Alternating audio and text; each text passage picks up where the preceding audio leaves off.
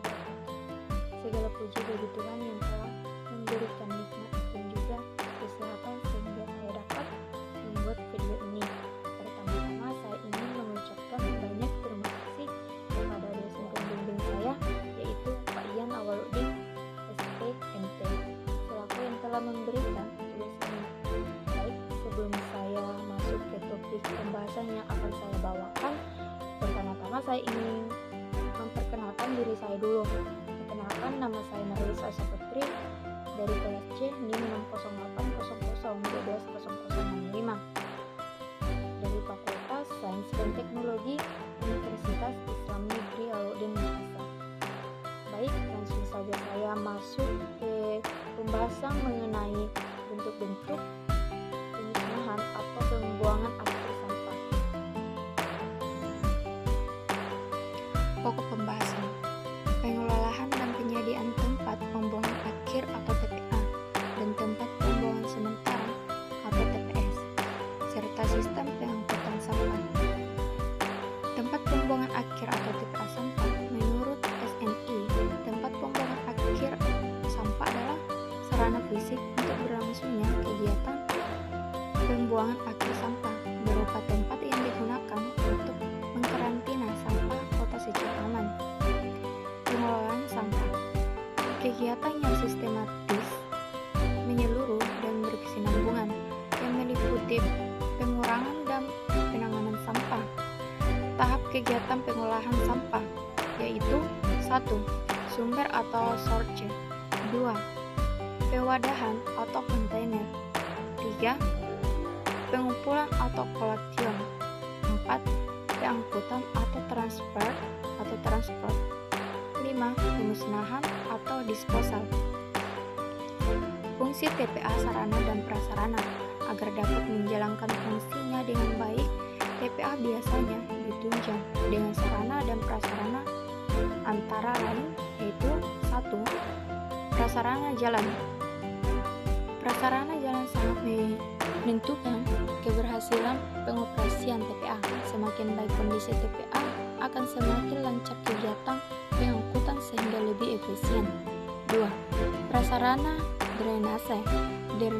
Drainase TPA berfungsi untuk mengendalikan aliran limpasan air hujan dengan tujuan untuk memperkecil aliran yang masuk ke timbunan sampah.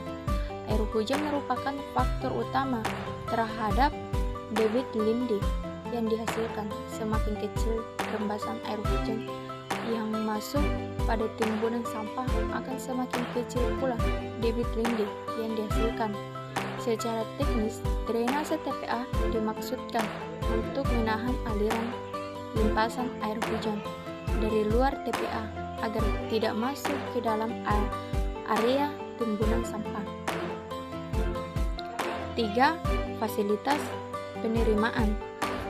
Fasilitas penerimaan dimaksudkan sebagai tempat pemeriksaan sampah yang dating, pencatatan data dan pengaturan kedatangan truk sampah. Pada umumnya, fasilitas ini dibangun berupa pos pengendali di pintu masuk TPA.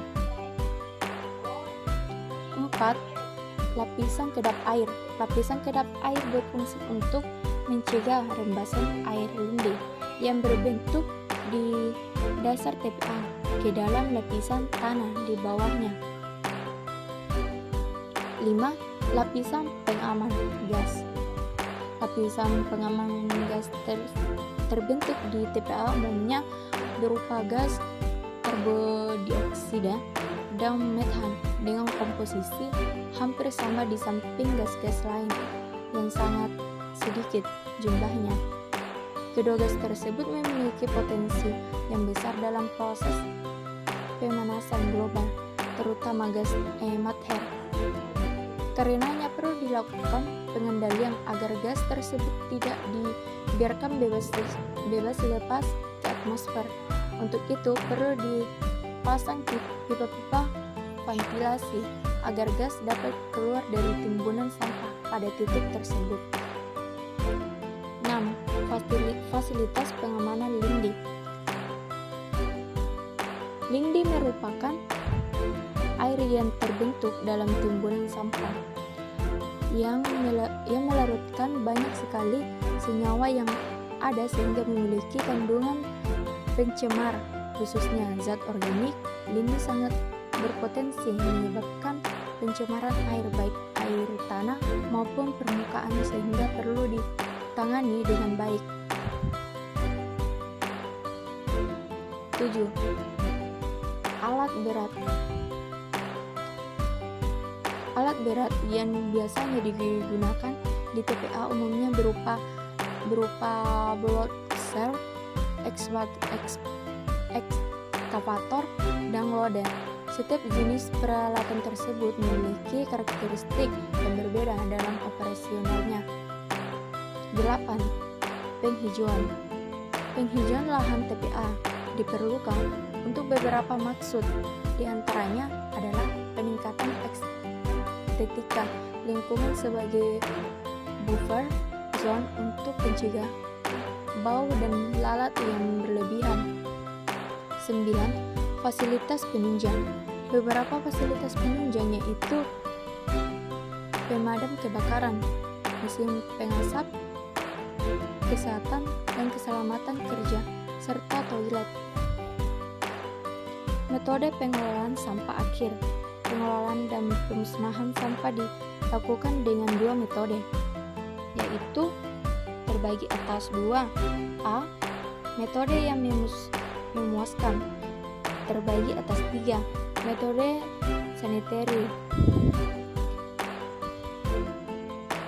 Metode sanitary landfill atau lahan urung saniter, yaitu pemusnahan sampah dengan membuat lubang di tanah, kemudian sampah dimasukkan dan ditimbun dengan tanah sebagai lapisan penutup, lalu dipadatkan. Cara ini memerlukan persyaratan harus tersedia tempat yang luas, tersedia tanah untuk menimbunnya dengan tersedia alat-alat besar.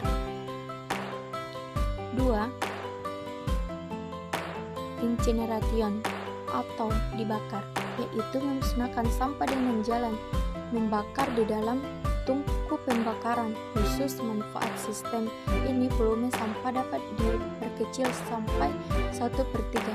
Tidak memerlukan ruang yang luas. Panas yang dihasilkan dapat digunakan sebagai sumber uap, dan pengelolaan dapat dilakukan secara terpusat dengan jadwal jam kerja. 3. Composting atau dijadikan pupuk, yaitu mengelola sampah menjadi pupuk kompos, khususnya untuk sampah organik. B. Metode yang tidak memuaskan. 1. Metode open dumping, yaitu sistem pembuangan sampah yang dilakukan secara terbuka. Hal ini akan menjadi masalah jika sampah yang dihasilkan adalah sampah organik yang membusuk, karena menimbulkan gangguan pembauan dan estetika, serta menjadi sumber penularan penyakit. 2. Metode dumping in water, yaitu pembuangan sampah ke dalam air. Hal ini akan dapat mengganggu rusaknya ekosistem air. Air akan menjadi kotor, warnanya berubah, dan menimbulkan sumber penyakit yang ditularkan melalui air atau waterborne disease. 3. Metode purging on premise atau individual incineration, yaitu pembakaran sampah dilakukan di rumah tangga. Pemusnahan sampah. 1. Open dumping, jenis pembuangan akhir yang paling sederhana dan paling murah, yaitu penyediaan suatu lokasi terbuka dan sampah dibuang begitu saja.